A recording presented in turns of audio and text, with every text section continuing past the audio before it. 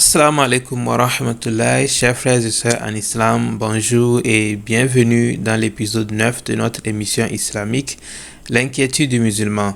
L'inquiétude du musulman est une émission où nous répondons aux questions de nos frères et sœurs musulmans dans le but de nous permettre à tous d'adorer Allah avec connaissance et non dans l'ignorance. Aujourd'hui, nous allons répondre à une autre question. Et si tu as aussi une question, n'oublie pas de la mettre en commentaire et nous allons nous charger de répondre à ta question dans l'épisode prochain. La question d'aujourd'hui, c'est de savoir c'est quoi la ruqya. Merci à Cheikh pour votre temps.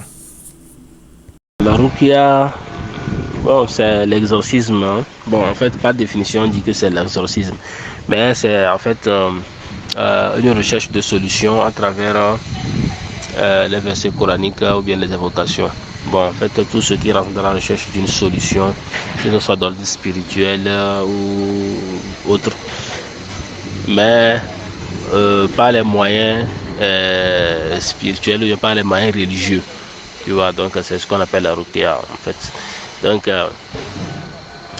comment appelle-t-on? Il y a certains versets spécifiques, d'accord? Il y a certains versets spécifiques qu'on utilise dans certains cas spécifiques, tu vois. Si par exemple une personne est ensorcelée, on sait que le problème que la personne a, peut-être c'est un problème de santé, un problème de malchance, des trucs comme ça. Si on sait que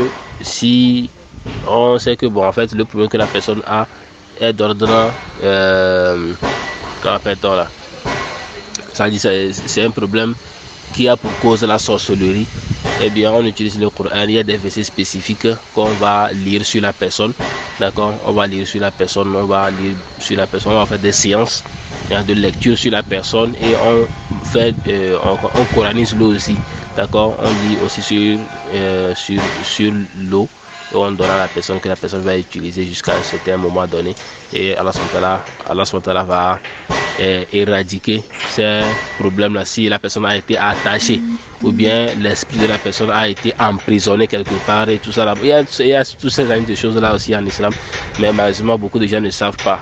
Tu vois, beaucoup de gens ne savent pas. Quand les gens ont des problèmes, ils s'en vont voir les marabouts et tout ça là pour régler.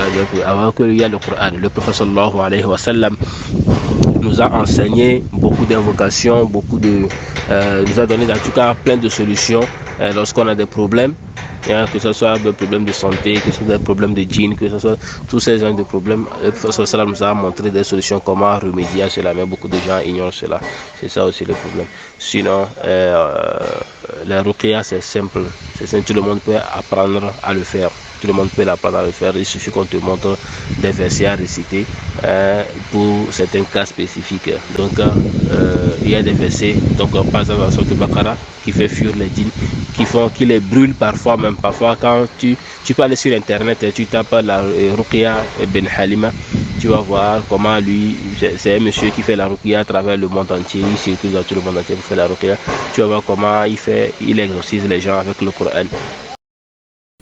Ça sera tout pour cet épisode 9 de notre émission islamique L'inquiétude du musulman. Merci à tous de l'avoir suivi. Merci au Cheikh pour la réponse. On va se retrouver dans les prochains épisodes pour une nouvelle question. Assalamu alaikum wa rahmatullahi wa barakatuh.